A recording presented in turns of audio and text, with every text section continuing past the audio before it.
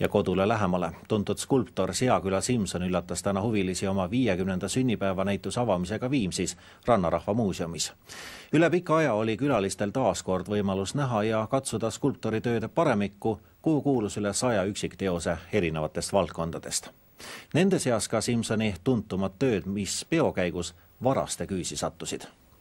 Milline saatus vargaid tabas, seda kohe näeme. Kusevara on tõeliselt hea asi. Skulptor Seaküla Simsoni sõpradele tema kunsti austajatel oli täna erakordne võimalus soovida mehele õnne ja üle pika aja näha mehe tööde paremikku. Seda võimalust ei jätnud kasutamata ka kolleegid ega ka prominentsemad tuttavad. Erakordne oli ka võimalus skulptorit juubeli puhul õnnitleda pea pool aastat tavapärasest varem. Palju õnne sünnipäevaks! Aitäh!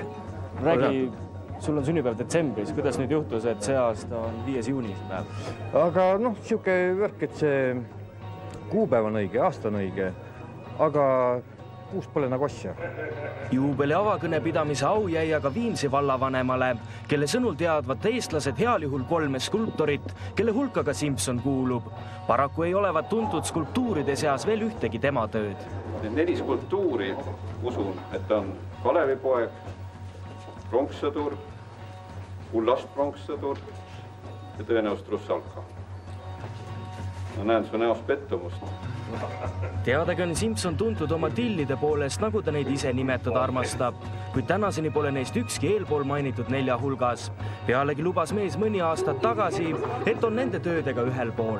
Väga õige. Ma olen kindel, et see on teda ammu ära tüüdanud, aga siuksest asjast on raske lahti saada.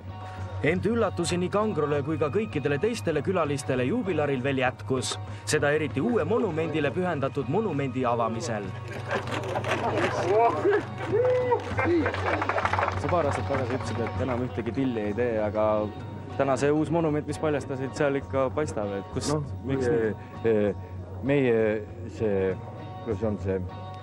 riigi poliitiline olukord tingis minu sõna sekka ütlemist. Mis sa selle monumendiga öelda tahad? See monument on pühendatud monumendile ja nende monumendi püstitajatele, et see juba räägib ise enda eest.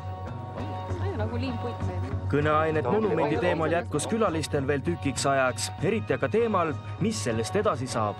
Ükskõik, mida sellest tema kunstist võitakse arvata ja mõned esteedid ütlevad, et fui, et selline asi ei sobi.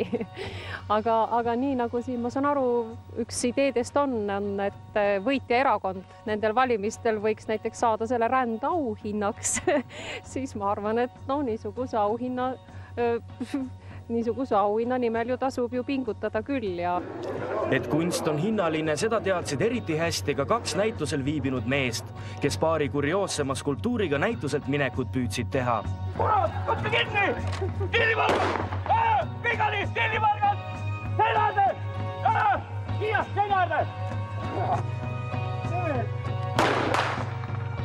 Üks sai küll pihta! Teine ka!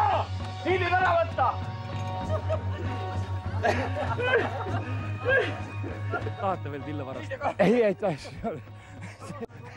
Oli see seda väär? Ei olnud.